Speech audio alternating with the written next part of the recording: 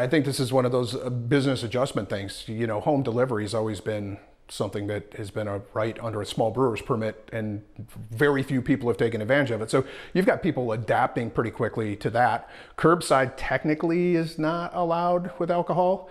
And kudos to the government, you know, governor and the alcohol commission for actually saying, hey, we need to do this to promote commerce. So, you know, will that stay when it's all said and done, whenever this is over? Who knows? I mean, that's going to have to be a legal change that happens. But you had a lot of people just adjusting and adapting. So I don't think I think everybody's, you know, looking at staff, doing a serious business evaluation, which is never a bad thing. Unfortunately, some folks have had to do that before maybe they were going to review their business plan.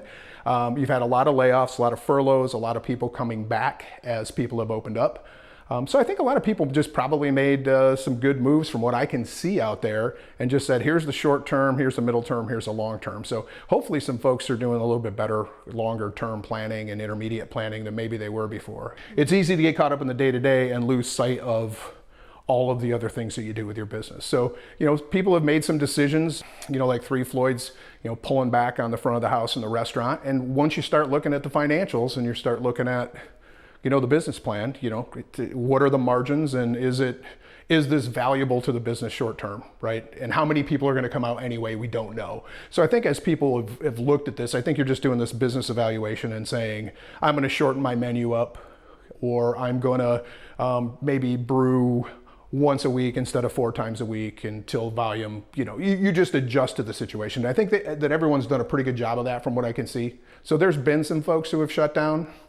But, you know, some of them, you know, maybe that part of the market and that little niche that they were in wasn't going to play well in this situation. So, you know, everybody's unique.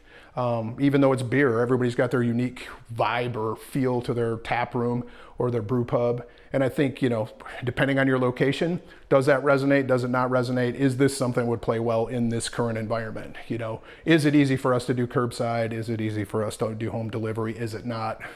You know, just a lot of evaluation. And I think most of our brewers have done a really good job understanding that, adjusting, and planning for the future.